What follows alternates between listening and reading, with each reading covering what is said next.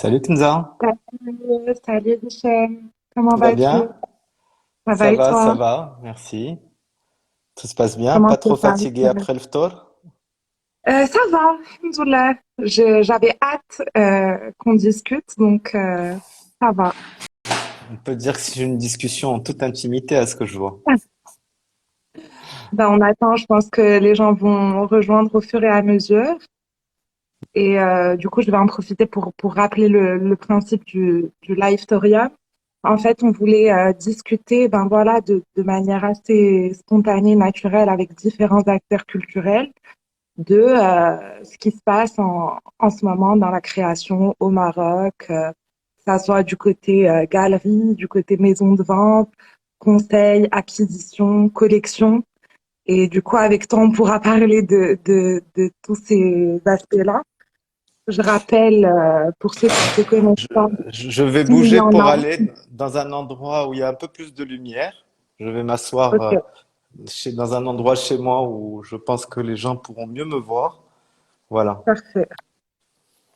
voilà, comme ça, Alors, ce j'en sera mieux. profite en attendant pour te rappeler que tu as fondé la maison de vente aux enchères CMOA, que tu es aussi le fondateur de la galerie Comptoir des Mines à Marrakech, que tu es commissaire d'exposition, que tu fais du conseil pour les grandes institutions, etc. Et que tu es collectionneur aussi. Donc, je pense qu'on Alors, pourra c'est pas, aborder plusieurs sujets. alors je suis pas du tout collectionneur, hein.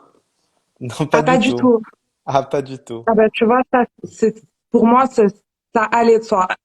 Approcher l'art de si proche, pour moi, Ah oui, mais il n'arrive pas au que. contraire, je suis pas du tout dans la possession des œuvres d'art Ok, ou les quelques œuvres d'art que j'ai, pas beaucoup, c'est des œuvres derrière il y a des histoires d'amitié avec les artistes, essentiellement. d'accord. Mais non, je n'ai pas la passion de collectionner, de posséder. Au contraire, je préfère être dans la transmission et ne pas retenir. En tout cas, dans ma position, je n'aimerais pas retenir des œuvres d'art. Ok. Bah, en fait, tu mélanges pas, du coup, le travail et Non, c'est pas une l'aspect. question, mais j'ai un rapport aux œuvres d'art. Elles existent dans mon imaginaire, je les possède quelque part. J'ai une empreinte de la substance, j'ai l'information sur le contexte, mais je n'ai pas besoin de la détenir. Voilà. C'est un sentiment très bizarre, mais je C'est comprends plus dans que la diffusion. je suis Pour plus toi, dans la une œuvre diffusion. d'art. Ouais. Mais Ok. pour moi, c'est vraiment une histoire personnelle aussi avec les œuvres et je suis pas un modèle. Voilà. Excellent, bah, Hicham. Alors, avec tous les aspects, hormis du coup celui de collectionneur, mais surtout l'aspect à la fois galeriste, commissaire d'exposition, aussi conseiller, que ça soit en acquisition ou en commissariat d'exposition, donc pour des grandes expos auxquelles tu as participé, dont tu pourras nous parler.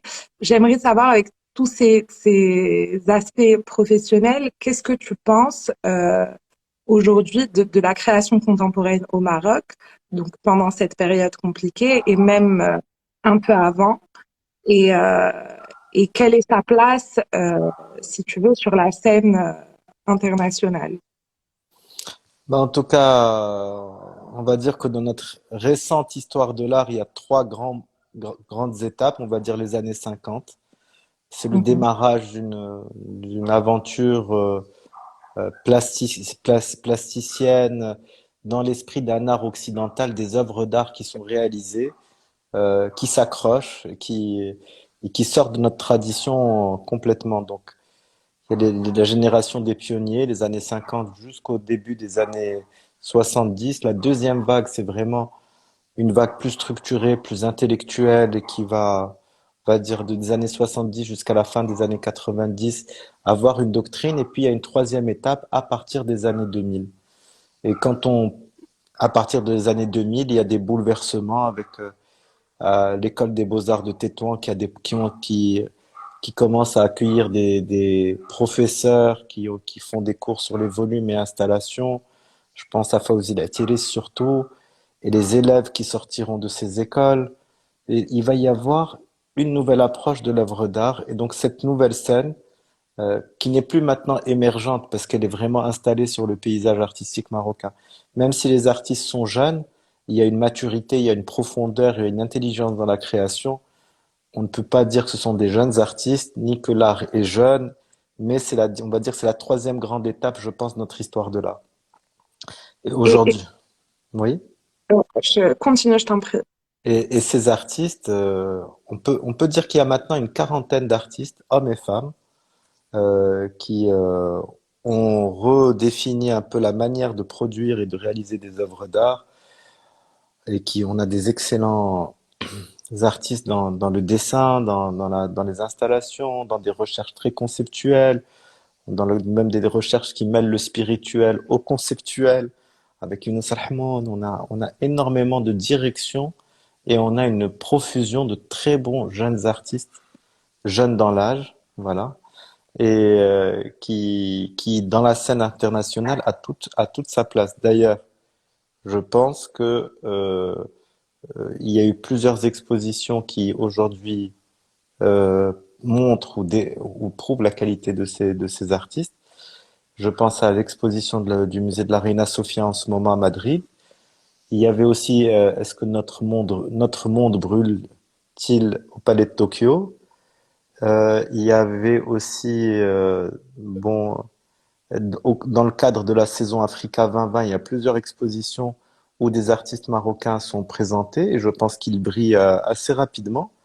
Donc une bonne qualité, nous avons une bonne qualité, nous avons en tout cas une belle génération d'artistes et qui redéfinissent et qui réinventent une nouvelle forme de modernité marocaine, une troisième forme de modernité. Voilà. D'accord. Donc, ça, c'est vraiment les artistes à partir des années 2000 et même, on peut dire, 2010 parce qu'il y en a même des nouveaux plus récents Bien sûr. qu'on a rencontrés à partir des années 2010. Et justement, je voulais parler de ces jeunes artistes, donc par l'âge. Je sais qu'à la CMOA, il y a eu des ventes dédiées aux nouveaux contemporains, euh, que ça soit pour les collectionneurs euh, qui étaient là depuis très longtemps, ou même les jeunes collectionneurs, donc des œuvres assez accessibles d'artistes contemporains. Et aussi au comptoir des mines, tu as pu travailler avec différents artistes de cette génération, donc toujours dans la diffusion de leur art, etc. Est-ce que tu penses que le Maroc est un pays propice au développement de ces artistes-là, ou tu penses qu'il faut absolument qu'ils aient une expérience ailleurs, une reconnaissance ailleurs, pour que qu'ils aient la reconnaissance escomptée ici? En tout cas, il y a une question qui n'est pas dite dans ce que quand tu dis. Et bon, alors aujourd'hui, le Maroc fabrique naturellement. Il y a naturellement des gens qui sont doués d'un œil ou d'une pratique artistique. En tout cas, il y a quelque chose dans ce territoire. On ne sait pas, on pourrait pas l'expliquer, mais il y a plusieurs influences humaines, de groupes sociaux, culturels, des accidents avec la modernité, les nouveaux urbanismes, et je ne sais pas, l'équation fait qu'il y a des gens au Maroc qui regardent le monde différemment. Bon, et on a de quoi en être fier. Bon, aujourd'hui, est-ce que l'environnement est favorable au Maroc pour le développement et pour accueillir tous ces artistes? Est-ce que nous avons les structures? Est-ce que nous avons le monde des entreprises créatives? Est-ce que nous arrivons à absorber et à pouvoir tendre la main suffisamment à tous ces gens-là? La réponse est non. Et non, parce que il n'y a pas de collaboration, il n'y a pas plus d'actions communes qui sont menées entre musées privés, galeries d'art, institutions extérieures, ministères de la culture, musées nationaux. On ne sait pas travailler ensemble. En plus de cela, même si on savait travailler ensemble, il manque des moyens. Il manque des moyens pour que des gens s'équipent, pour que des gens voyagent, pour que des gens apprennent, pour que des gens aient des ateliers de production. En tout cas, il manque quelques basiques pour le développement, pour l'accompagnement d'autant de jeunes ou de gens qui sortent, en tout cas avec le talent qu'ils ont. Donc, ce qui est important, c'est de pouvoir favoriser, en tout cas, que ces artistes soient aussi des artistes nomades, qu'ils aient la singularité ou l'œil ou la pratique ou l'origine, en tout cas, de leur terre d'origine, mais qu'ils aient aussi un pas ou une autre jambe dans un autre territoire et qu'ils puissent s'enrichir d'autres cultures. De toutes les manières, nous sommes dans une époque où la globalisation fait que il n'y a plus de gens fixés dans un territoire déterminé. Donc, Évidemment. irrémédiablement, En fait, les artistes de par le monde ne font que voyager. Et je pense que les nôtres aussi doivent avoir accès au monde du voyage et aux autres circuits internationaux. en fait, si je te pose la question, c'est parce que, tu sais, à la Fondation, on a lancé le concours Prix Cervelle. Mais ça, c'est très bien. Et du coup, l'idée, c'était vraiment de non seulement décerner un prix, mais d'accompagner l'artiste pour aller beaucoup plus loin. Et c'est pour ça qu'on essaye de parler avec le maximum de personnes pour savoir quelle est la meilleure manière d'accompagner cet artiste-là dans sa création, mais aussi dans la diffusion de son art. Donc, est-ce que c'est de le faire signer avec une galerie qui pourra à l'avenir lui faire des fois. On sait, comme tu as dit, aujourd'hui on est dans la globalisation, on pourra même parler de Art Dubaï.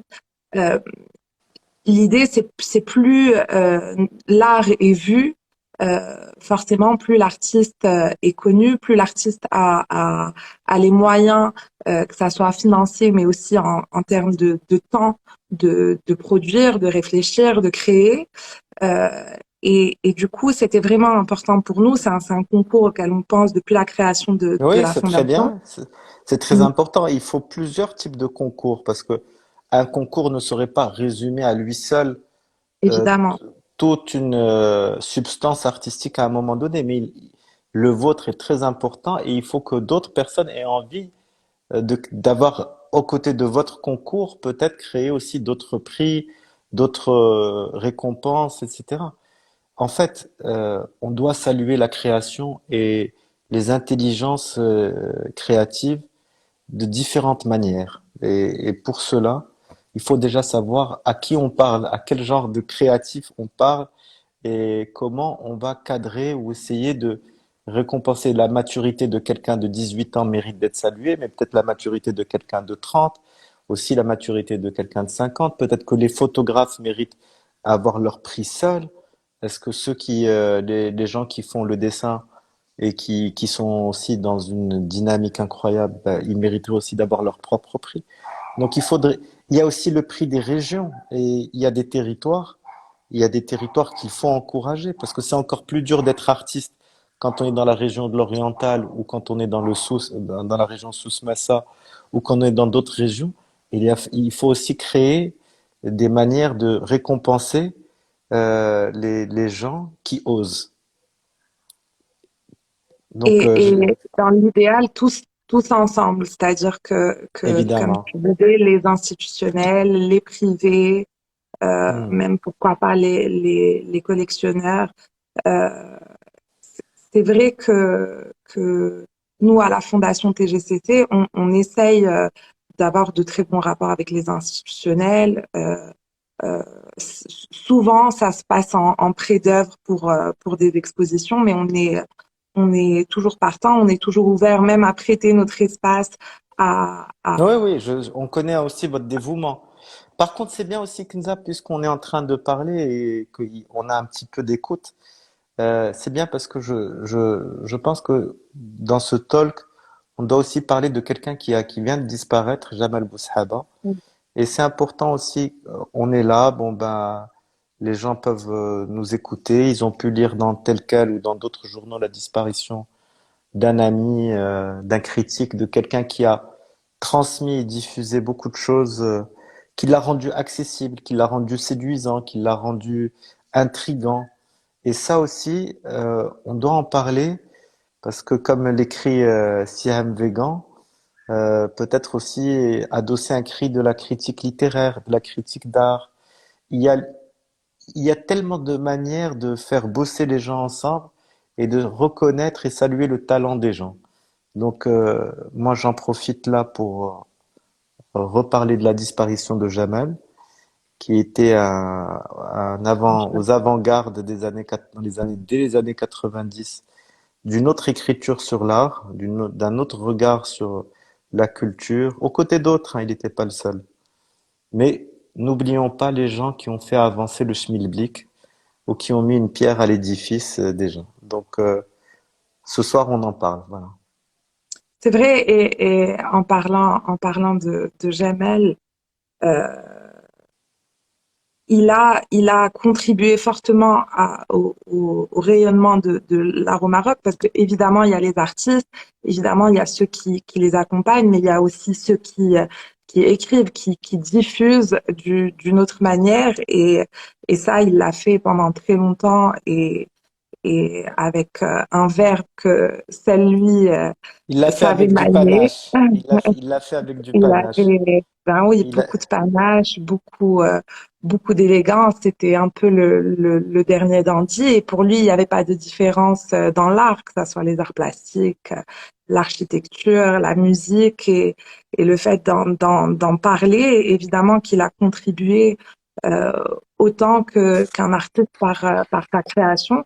Et je pense que justement au Maroc, il y a non seulement les artistes qui se structurent de plus en plus, mais j'ai l'impression, arrête-moi si je me trompe, qu'il y a de plus en plus de métiers euh, qui se structurent, à savoir commissaire d'exposition, à savoir scénographe, mais on en a médiateur besoin. On a, culturel. on en a besoin. Maintenant, il y a quelque temps, on pouvait dire qu'on était une jeune scène, un jeune marché. Aujourd'hui, c'est plus le cas. Aujourd'hui, on est dans la compétition, on est dans la globalisation. Les gens voyagent, ils regardent ce qui se passe à l'étranger. Les gens deviennent exigeants et les professionnels doivent l'être également. Donc, on a besoin de scénographes, on a besoin d'éditeurs, on a besoin de faire plus de travail dans la médiation culturelle et c'est dur d'amener les publics et de transmettre au public. On a besoin aussi d'être bon dans les réseaux sociaux. On a toujours besoin de transmettre de la meilleure façon les choses au public. Et le public devient lui aussi, il reçoit tellement de contenu chaque fois différent de tous côtés qu'il faut pouvoir toujours transmettre un message de qualité. Donc, heureusement, heureusement que les gens se professionnalisent. Pas toujours tous, mais bon, certains quand Ça même, serait trop beau. mais bon, certains quand même s'accrochent dur et c'est bien. Il y a une belle dynamique marocaine. Voilà. Oui. Et je vais juste répondre à une petite question. Alors, je viens de voir de Samira à propos du prix Moussardel. Peut-on savoir les raisons derrière le seuil d'âge? Alors, ça a été une grande discussion. On était obligé de filtrer d'une d'une manière ou d'une autre. Donc, on a décidé que ça serait par l'âge et le lieu de résidence. Donc les Marocains, enfin ceux qui sont Marocains, même s'ils vivent pas au Maroc, il n'y a pas de problème. Mais pour les étrangers, pour cette première édition en tout cas, ils doivent être résidents. Déjà, c'est pour la logistique par rapport à la situation sanitaire en ce moment. Et par rapport à l'âge, c'était vraiment pour filtrer des jeunes artistes par l'âge. On se disait que de 18 à 20 ans, c'était encore un peu jeune, donc c'est à partir de 20 ans et jusqu'à 35 ans. Ben, la même chose, on a estimé que au-delà, on pourrait faire d'autres choses après, mais ça pouvait pas être complètement ouvert, sinon même les membres du jury, etc., ils n'allaient pas avoir suffisamment de Non, mais tu sais, moyens. je vais te dire aussi, Kenza, je vais m'interrompre. C'est toujours très dur de toujours tout expliquer tout ce qu'on fait. Oui, Voilà. Déjà, à un moment, on peut pas toujours expliquer et on peut pas convaincre tout le monde. Ce qui est bien, c'est de faire et que d'autres fassent mieux et que d'autres, il faut ça, les gens, ils font ce qu'ils peuvent et il faut que les gens comprennent aussi, que vous êtes une institution privée, que vous avez des contraintes, que vous n'avez pas les moyens d'une institution nationale avec une politique. Vous faites déjà beaucoup et on peut pas toujours trop attendre déjà des institutions privées. Déjà, célébrons le fait qu'il en existe et qu'il en existe comme les vôtres déjà, et pourvu que d'autres puissent suivre votre modèle. Ça, je dis ça, Samira comprendra, à un moment, la situation idéale n'arrive pas tout le temps, et c'est pas la faute des gens qui essayent déjà. Il faut que d'autres puissent enrichir la scène. Voilà. Bah, merci beaucoup. Donc, on reprend. On était en train de parler de la globalisation, des réseaux sociaux, du fait qu'aujourd'hui, même les collectionneurs, même les amateurs qui sont pas forcément collectionneurs, etc., ont suffisamment d'informations pour Par aiguiser contre, leur œil. Oui. Kenza, moi, je vais dire une chose. Moi, je suis très mécontent concernant les amateurs d'art marocains. Et je m'entends très bien. Même si je suis la plus grande structure commerciale d'œuvres d'art au Maroc, et à un moment, je peux dire aussi que je trouve que le public des amateurs d'art marocains est trop sensible parfois. Et je l'ai vu ces derniers mois, à des bulles qui se passent dans l'art et réfléchissent toujours à acheter l'artiste qui est célébré, qui coûte le plus cher et qui veulent s'accrocher à avoir l'artiste le plus cher, etc. Écoutez, vous êtes dans l'erreur. Et d'abord, il faut aller vers les artistes de vos générations. Quand on est jeune collectionneur, on doit d'abord commencer par les meilleurs à travailler avec les artistes autour de vous, ceux de votre âge, ceux qui ont un message fort par rapport à la société maintenant. Après, il y a des œuvres d'art qui sont du niveau des musées et tout le monde ne peut pas s'accrocher et essayer de ressembler à un musée. C'est anormal quand on a 30 ans au Maroc, on veut acheter l'artiste de 80 ans et quand on a 80 ans aux États-Unis, on veut acheter l'artiste de 30 ans. C'est anormal. C'est anormal, il faut se sortir ça de la tête. Et la spéculation cachée, larvée, derrière un achat, un investissement, ça ne vaut rien. Ça ne vaut rien. Un achat intelligent, c'est de la documentation, c'est de la recherche. C'est un collectionneur qui lit, qui a une bibliothèque. C'est un collectionneur qui n'est pas dans l'urgence, qui prend le temps de choisir, qui a le temps d'étudier quelque chose. Donc, au bout d'un certain moment, aujourd'hui, je m'en fous parce que je peux ne pas travailler avec les acheteurs d'art marocains et ça ne changera rien à ma vie. Mais à un moment, il faut savoir aussi hausser le niveau, c'est-à-dire il y a une intelligence maintenant et cette intelligence, c'est aussi de savoir regarder son environnement créatif. Il y a des choses géniales qui se passent dans des scènes jeunes aujourd'hui. Eh ben, il faut d'abord regarder ces gens-là. Voilà. Et justement, ça me fait rebondir. Est-ce que ce constat vient du fait que justement tu as rencontré des collectionneurs d'ailleurs et que tu as pu observer leur manière de collectionner et qui t'avait dire que peut-être ici au Maroc c'était moins construit que, que ailleurs et on pourra continuer avec Art Dubaï parce que je pense que on en a parlé en privé que Mais j'étais agréablement surpris par l'élan qu'il y a eu autour des artistes présentés. Et ben, est-ce que c'est justement... en tout cas, Kenza, moi, depuis quelques années, justement à Marrakech, le comptoir des mines accueille plusieurs types de publics internationaux. On reçoit des curateurs, on reçoit des responsables du musée, on est en contact avec des collectionneurs étrangers, bon, des gens qui savent juger d'une qualité, d'une création à un moment donné et dans un territoire. Et on a toujours vu dans le regard des gens une véritable reconnaissance de ce qui se passait chez certains de nos artistes. Regardez Mbark Bouchichi, je ne travaille pas avec lui, mais il est déjà au Centre Pompidou avec une de ses œuvres. Younes Rahmoun, pareil. Il y a des artistes marocains qui ont participé à plein d'autres expositions et qui sont en train d'être achetés par des musées aussi internationaux. Donc, il y a des gens qui ont 30, 40, 45 ans au Maroc, ils ont déjà une très grande reconnaissance.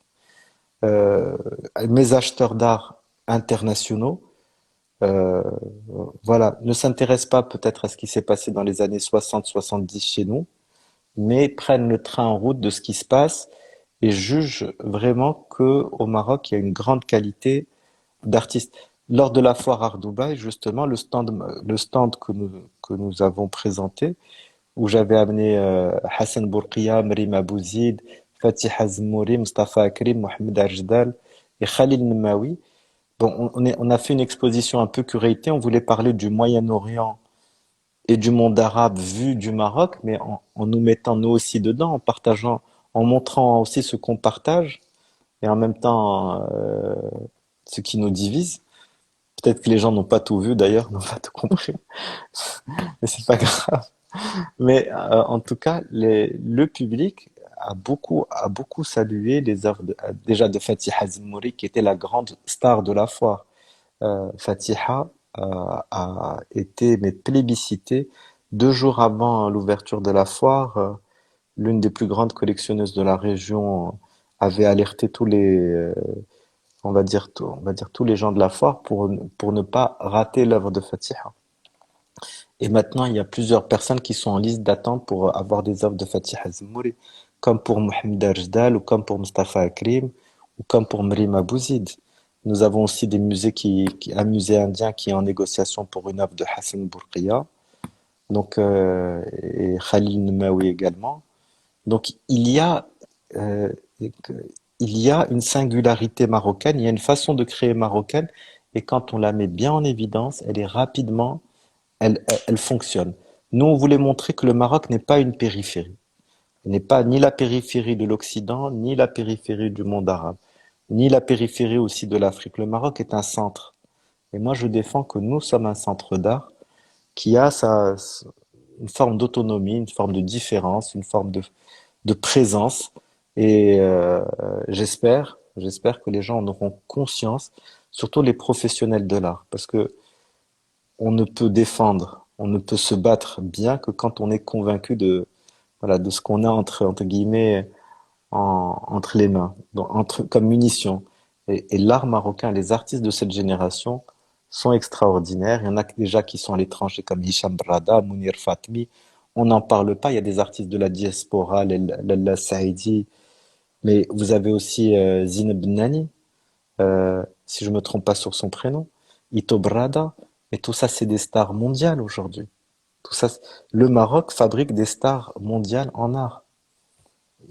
Inch'Allah, il faudrait peut-être donner plus de place à ces gens-là dans le débat civil, ou en tout cas pour qu'ils apparaissent plus, mais ils sont reconnus mondialement. Euh, ils sont reconnus mondialement, ça c'est une évidence et comme tu as dit, on le voit même dans les collections des grandes institutions internationales. Euh, la place des artistes marocains est là, que ça soit l'ancienne génération ou la nouvelle. Et comme tu as dit également, au Maroc, ils ont un peu moins leur place chez les collectionneurs, on va dire. Et on sait que la relation artiste-collectionneur est très importante pour que l'artiste puisse évoluer, en tout cas dans son pays d'origine En ou, tout cas, moi je sens que tu arrives toujours l'artiste et pas le collectionneur. oui, bah, Voilà, donc évidemment. le On va dire qu'ils collection, sont à 90%, 10%. le collectionneur s'éduque. Le collectionneur doit se remettre en question. Aujourd'hui, c'est quoi être collectionneur au Maroc? Et il faut se poser la question, est-ce que les collectionneurs sont du niveau de la qualité artistique qui existe au Maroc? Parce Ah, mais qu'aujourd'hui, c'est une, j'adore qu'on organise une conférence. parce que pour moi, aujourd'hui, il n'y a plus que 3 ou 4 collections de qualité avec une ouverture d'esprit, avec une véritable réflexion. Le reste, je vois beaucoup d'accumulation, beaucoup de, beaucoup de gens qui réfléchissent un peu avec des prismes de lecture très pauvres, et il va falloir un jour se poser la question, est-ce que nos collectionneurs ne sont pas les plus à la traîne, même dans le monde arabe? Donc ça, c'est une véritable question, parce que moi, je connais les collectionneurs libanais, syriens, irakiens, émiriens, qui sont en train de devenir les premiers collectionneurs, et les gens du Qatar. J'ai travaillé avec tous ces gens-là.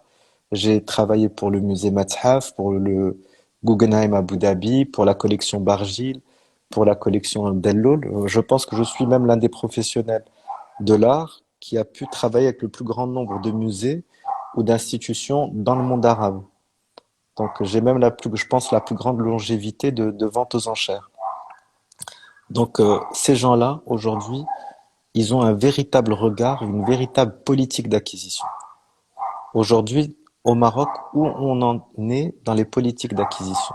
Comment se décide une politique d'acquisition et comment se déroulent les gouvernances, qu'on nous explique un peu dans les institutions privées ou dans les institutions publiques, comment se fonde une gouvernance?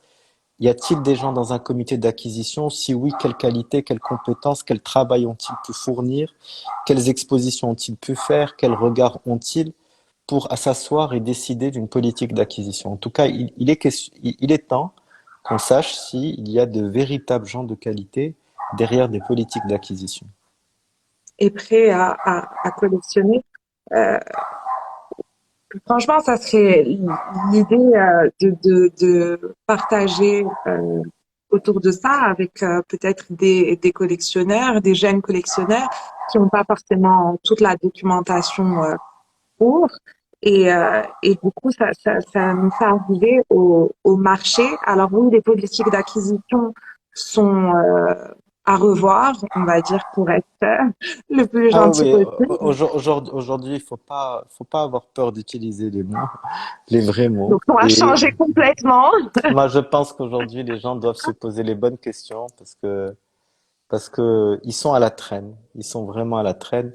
Je vais même dire ça fait de la peine parce que je pense que pendant longtemps, au Maroc, on avait une certaine avance et maintenant on a un certain retard.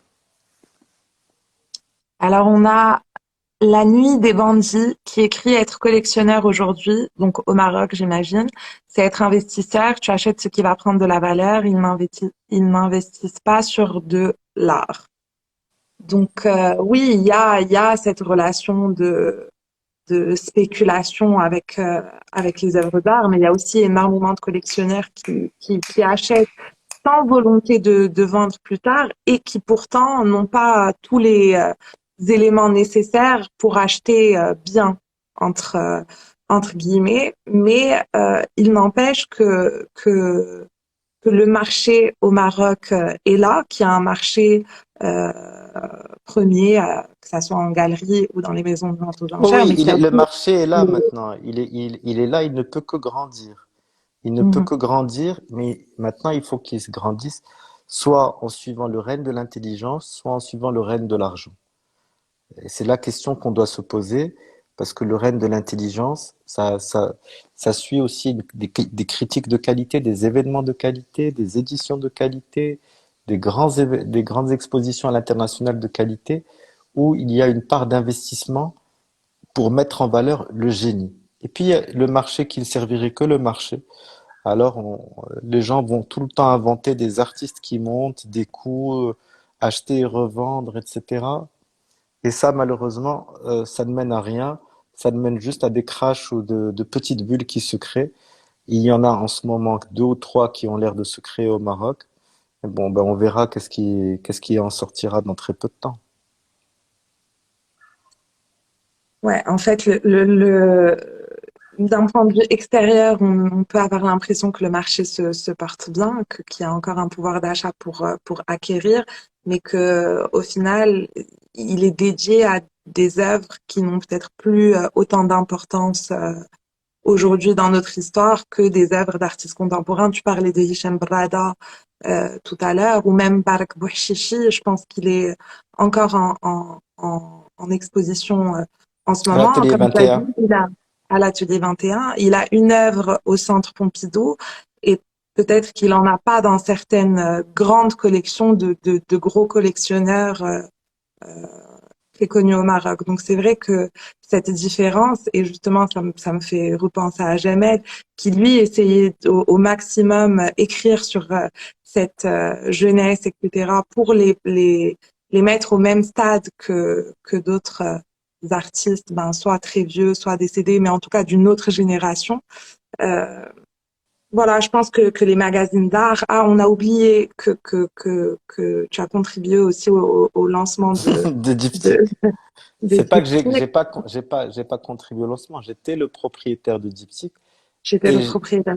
et j'ai créé l'équipe éditoriale de Diptyque. Voilà, c'est une différence. Voilà, je n'étais pas un participant. Diptyque nous appartenait et à un Ok, moment, nous avons cédé nos activités. Alors, nous les avons cédées euh, contre rien, mais on ne pouvait plus se permettre en 2012, après le printemps arabe et avoir fait des très mauvais choix pour sauver Marrakech Art Fair à un moment, nous avons dû arrêter plein d'activités. Mais les activités qu'on a arrêtées, on les refait toujours renaître différemment à un autre moment. Donc peut-être ah que bah quelque oui, chose d'autre complètement. existera. Comme quand on avait voulu faire le centre d'art contemporain à Casablanca, ben finalement on l'a déplacé à Marrakech. Voilà, Exact. voilà. Donc d'autres choses vont exister. Peut-être que si on n'est plus organisateur de foires aujourd'hui, peut-être qu'on fera d'autres événements en accueillant des galeries du monde arabe au comptoir des mines. Mais on inventera toujours plein, on se réinventera et on inventera toujours plein de projets ah, Ah, voilà, pour j'en doute réfléchir. pas. J'en Peut-être doute que pas. Et j'en profite pour saluer aussi ton équipe. J'en connais certains ben que, merci. que j'aime beaucoup. Donc, l'équipe de AHM, AHM.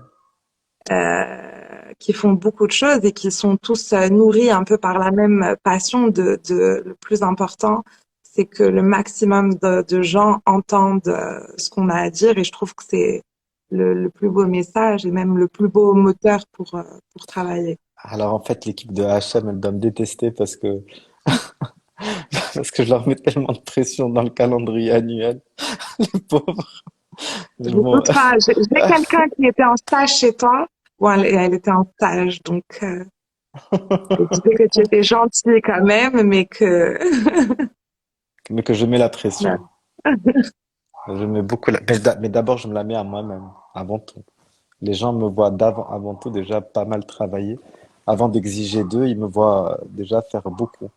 Enfin, j'espère. et forcément, ben, ça donne envie de travailler aussi quand on sent que qu'on fait tous partie d'une même équipe, qu'on rayonne Oui, oui, ensemble. Enfin, je veux dire, on l'a vu à Dubaï. C'était une équipe qui oui, présentait son travail. C'était pas. et puis à Dubaï, ce qui était bien, c'était aussi que la présence de Mohamed Ajdal et que Mohamed Ajdal, qui est un artiste qui parlait du monde, du nomadisme et qui à Dubaï pouvait aussi rencontrer des gens et leur dire voilà, ben, on partage cette culture et voilà, voilà où on en est nous au Maroc avec cette culture et de poser la question aux gens où ils en étaient eux-mêmes avec cette culture du nomadisme, et ben ça a On lui a beaucoup ouvert. ça a beaucoup fait réagir et il y a eu des princesses pour pas faire de jalouses, il y a une princesse de Dubaï et une d'Abu Dhabi qui ont longuement chacune à différents moments parlé avec Mohamed et elles étaient scotchées, mais vraiment scotchées d'entendre le discours qu'avait Mohamed à leur apporter. Mais il faut que nos artistes voyagent. Vraiment, les meilleurs ambassadeurs que nous puissions avoir, ce sont nos artistes. Nos artistes et nos sportifs. Bon, mais je pense que les deux ont un génie, ont un talent, mais ça reste les meilleurs représentants, je pense, du Maroc à l'étranger. Donc il faudrait oui, se mettre tous ensemble à faire en sorte que le maximum d'artistes aient l'opportunité de présenter ces travaux dans un marché qui est, qu'on le veuille ou non, quand même plus structuré, euh, où ils seront peut-être pas mieux représentés, c'est pas du tout ce que je veux dire, mais Différemment. différemment, Ils seront accompagnés différemment, ouais. différemment et c'est important. C'est important qu'ils goûtent aussi à d'autres manières de travail, d'autres façons de faire, d'autres outils. Voilà. Donc, il n'y a que du positif pour des artistes marocains d'avoir un pied à l'extérieur et d'essayer de se casser la figure, aussi de savoir s'ils ont la qualité nécessaire pour exister dans la scène internationale, parce qu'il faut aussi avoir une qualité en plus pour exister là-dedans. Mais dans l'ensemble, il y a beaucoup de nos artistes qui peuvent prétendre à justement exister sur une plus grande scène et briller, Inch'Allah, dedans. On pense à des grandes manifestations internationales. comme la Biennale de Venise, où le Maroc n'a, je crois, jamais participé. Je me trompe Non, peut-être. alors il a participé à deux éditions. Oui, Bon, mais c'était assez c'est compliqué. on va dire que c'est, il ne- je veux dire, les deux éditions où le Maroc a participé, euh, peut-être, on va mettre un point d'interrogation sur les conditions des choses. Voilà. Comment, pourquoi, le choix des artistes, comment, le truc, c'est, sans vouloir blesser personne, hein, mais voilà. Bah oui, On a tellement de gens à montrer, on a tellement de gens à promouvoir, et on a une vingtaine d'artistes au moins qui pourraient justement, et euh, aujourd'hui, on doit participer à des manifestations bah oui, comme celle-ci. la Même, La Biennale de Venise, c'est des millions de visiteurs. C'est quand on ne participe pas à la Biennale de Venise qu'on se pose des questions. Je veux dire, la dernière fois, il y avait 7 pays africains ou 10 pays africains qui participaient. Et nous, au Maroc, on n'arrête pas de vanter que nous avons une politique culturelle, artistique, etc., etc. Bon, on a réalisé, il y a eu une très belle biennale qui a été réalisée à Rabat, certes, mais la Biennale de Venise, c'est participer au Conseil mondial de l'art. Je veux dire, c'est comme les Nations Unies, c'est comme être au Conseil de sécurité des Nations Unies. Et être à Venise, c'est être dans le grand bain mondial. C'est attirer en retour des milliers ou des dizaines de milliers de visiteurs au Maroc. Un stand à la Biennale de Venise, ça se chiffre en visites, en événements ensuite, en public. Ça augmente l'attractivité du Maroc. Il faut bien qu'un jour, les quelques politiques qui suivent le domaine de l'art comprennent que la visibilité ou l'attractivité d'un pays, c'est aussi la force c'est la force de la projection du pays à l'étranger. C'est comment on voit sa culture à l'étranger. Si on aime le Maroc à l'étranger, ben on aimera le visiter. Et on va aimer le Maroc à l'étranger par son cinéma, par ses arts populaires, par ses des expos de leurs artistes, des artistes marocains. Voilà, c'est des choses qu'ils pourront capter. Eh ben, on a besoin aujourd'hui d'avoir une grande agence de la culture marocaine ou de l'art marocain et qui agisse en dehors du Maroc et qui donne envie aux gens d'aimer notre pays. Parce que au final, notre pays mérite d'être aimé. Nos ah artistes oui, méritent d'être d'accord. aimés. Les gens de notre pays le méritent parce que voilà, il y a une qualité et il y a une véritable profondeur humaine, une civilisation, des savoir-faire. Il y a tout ça chez nous. Et il faut qu'on arrive à le transmettre, c'est tout. Et on en revient donc au tout début. Et là, je comprends mieux le fait que tu sois pas collectionneur et presque que tu veuilles pas du tout l'être parce que justement, tu es dans la diffusion de tout ça et qu'à partir du moment où l'œuvre, elle va rester chez toi, ben, ça fera une œuvre de moins à Oui, montrer. en fait, non, c'est pas, je sais pas, parce que des œuvres, il y en aura toujours. Mais moi, derrière l'œuvre d'art, je dois avoir comme j'ai vu tellement d'œuvres d'art, ou que j'en vois tellement, je veux dire, qu'est-ce qui en différenciera une d'une autre? Ben, ce sera le lien humain que j'aurai moi avec l'artiste. Et je n'ai jamais demandé à un artiste de me faire un prix un jour sur une œuvre d'art. Et les artistes pourront le dire. J'ai jamais rien acheté de ma vie. Même si j'étais en exposition chez moi, je n'ai jamais rien acheté moins cher que le prix de l'exposition, par devoir et par respect vis-à-vis des artistes. Et néanmoins, il fallait qu'entre l'artiste et moi, il y ait une complicité. Et les œuvres que j'ai, ou les quelques œuvres, il doit y en avoir une dizaine, c'est que derrière, il y a eu des rires, des discussions, ou bien que j'ai vu les artistes griffonner les premières ébauches des œuvres. Et donc, voilà, que Il y j'ai avait un participé. bien. Ouais. Voilà, c'est parce que j'ai été le témoin de quelque chose. Et donc, finalement, les œuvres d'art, pour moi, c'est le souvenir ou c'est la trace de l'amitié que j'ai avec les gens.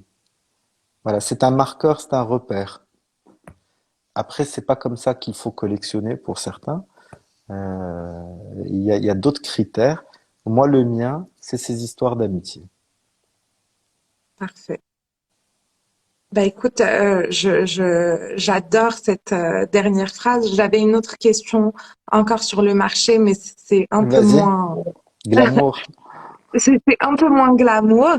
On va peut-être finir Ouais, par elle, ouais, ou on bah en écoute, rajoutera une autre. comme il se fait tard, on peut être un peu moins glamour.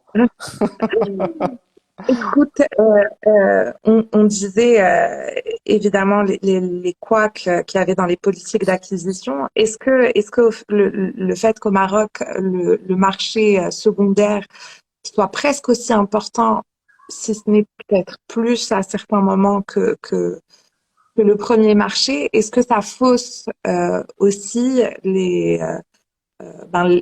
collections? Quelle est la différence entre, pour un collectionneur, un jeune collectionneur qui nous écoute peut-être ou qui reverra la vidéo, quelle est la différence entre acheter en galerie ou en maison de vente et acheter de gré à gré une œuvre peut-être pas référencée, enfin, En tout cas, en tout cas, bon, parce que même si l'œuvre est référencée, il y a aussi qui va la référencer derrière en question. Donc, entre catalogues, il y a celui qui va faire un excellent catalogue, il y a celui qui va faire un catalogue à jeter ou à ne même pas conserver dans une bibliothèque. Donc, il y a un tri. En fait, quand on est un collectionneur, qu'on a un budget on va dire, de 25 000 à des millions de dirhams, c'est toujours le même process. Et il faut euh, choisir avec intelligence et pas qu'avec passion l'œuvre d'art. Parce que la passion, elle vous fera toujours faire des erreurs, soyez-en sûrs. Et les coups de cœur qu'on a à 25 ans ne sont pas du tout les coups de cœur à 30 ou ceux de 35 et encore moins ceux de 50 ou de 70 ans. Donc, en art et en autre. En art. partout, on a, on a. Mais c'est vrai, tu as raison. Même dans les autres domaines, je te l'avoue. Bon, mais en tout cas, juste la passion n'est pas suffisante, loin de là. C'est l'éducation qui compte et les œuvres d'art, c'est les témoins d'une époque et donc une œuvre qui ne parle pas forcément de son époque, une œuvre qui n'a pas un côté un peu politique derrière sa création ou qui n'a pas la justesse de dire quelque chose de son époque. Bon, déjà, il y a un problème et il faut, si on ne sait pas choisir ce genre d'œuvre, ben déjà il y a un problème. Donc voilà. Donc On peut commencer par là. voilà, déjà il faudrait commencer pour dire que l'œuvre d'art c'est une idée aussi et c'est pas une image.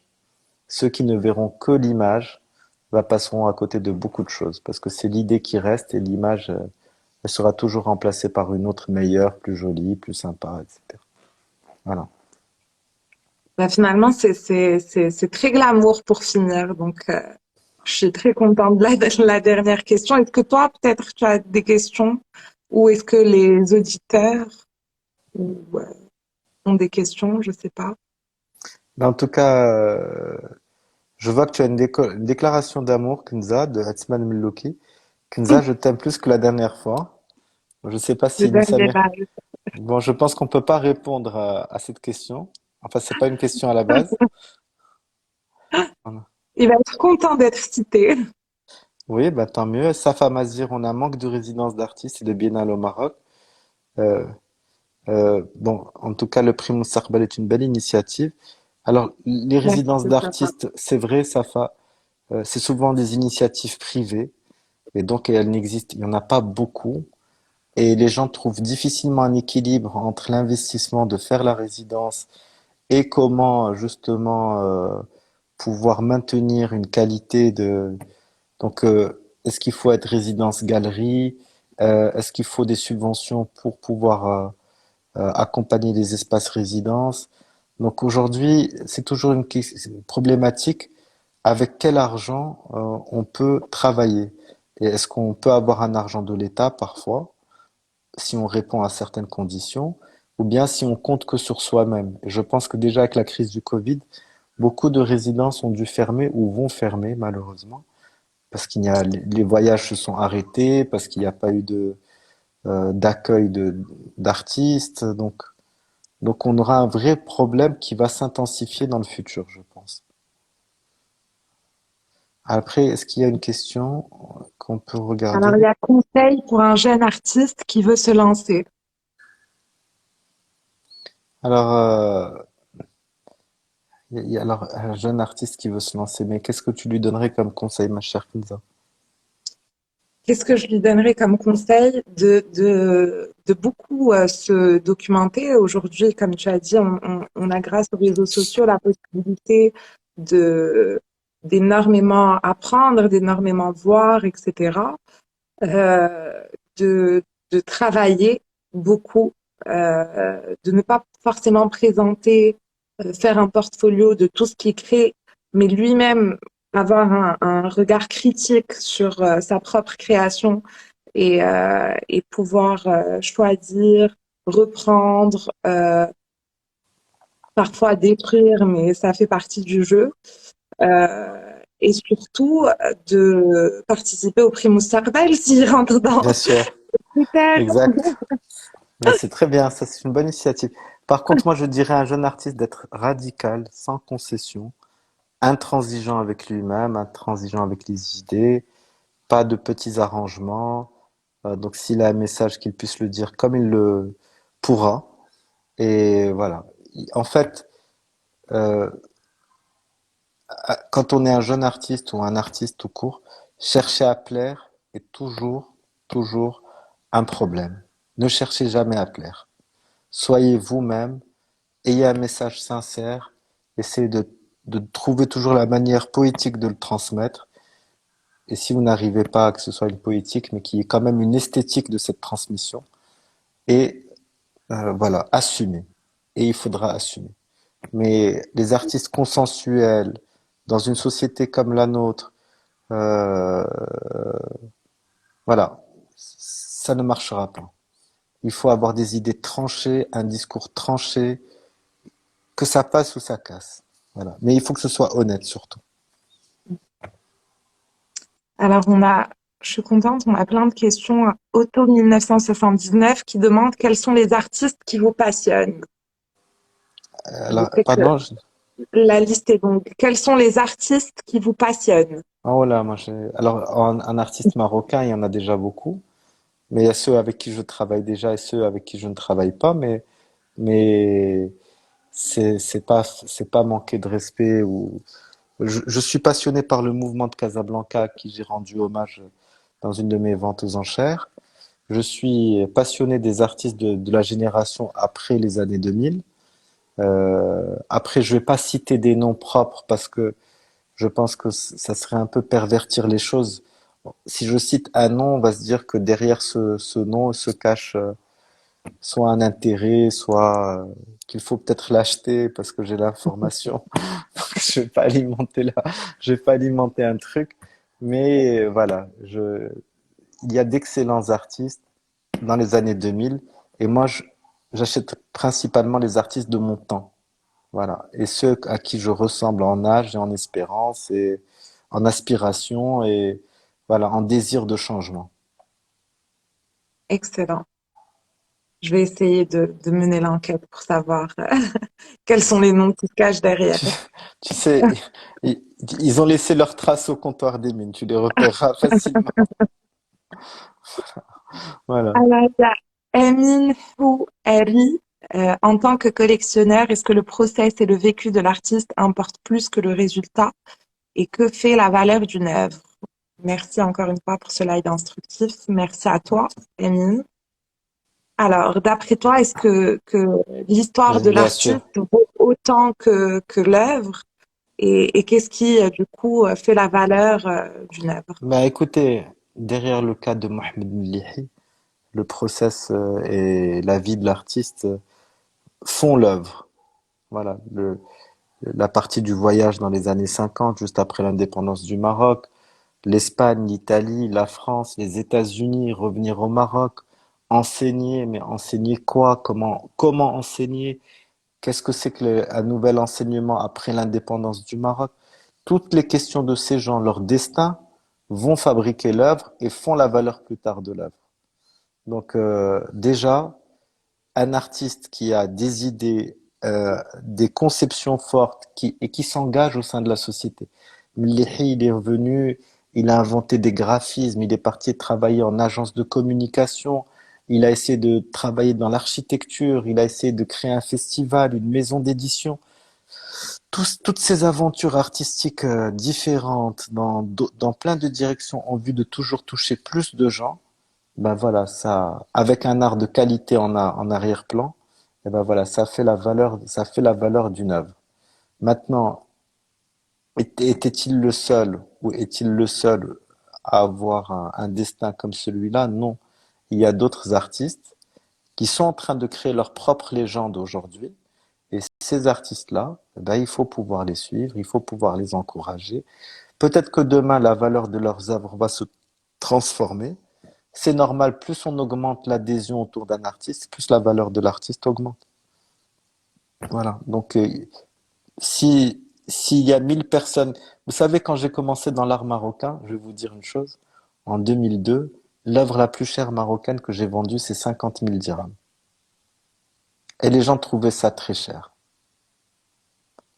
Et les gens, Aujourd'hui, on aimerait les avoir au même prix. voilà, voilà. Et les gens me disaient, j'avais toujours cette phrase exécrable, les artistes marocains, vous les amenez à l'étranger, ils valent plus rien. Ils n'ont pas leur valeur à l'étranger. Mais les gens sont idiots.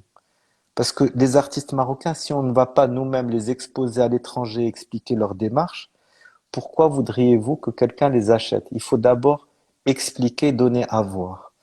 Ben, aujourd'hui, l'artiste marocain le plus cher que j'ai vendu, c'est 850 000 euros. Une œuvre d'un artiste marocain. Peut-être que la première fois en 2003, en mai 2003, si cette œuvre était passée aux enchères, elle aurait coûté 100 000 dirhams. Mais qu'est-ce qui s'est passé entre-temps? Entre-temps, c'est que cet artiste, il a eu des publications. Cet artiste a été collectionné par des musées. Cet artiste, des gens, avec Internet, Internet a beaucoup révolutionné les choses.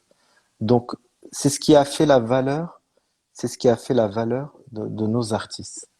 Donc, aujourd'hui, l'art marocain n'a pas une valeur figée. Les artistes n'ont pas de valeur figée. Mais c'est le travail qu'on fera tous sur nos artistes, galeries, institutions, et d'abord les artistes eux-mêmes, ben c'est ça qui créera de la valeur. La valeur, elle ne naît pas comme ça. La valeur, ça récompense un travail, ça récompense une qualité, ça récompense même l'aura d'un artiste.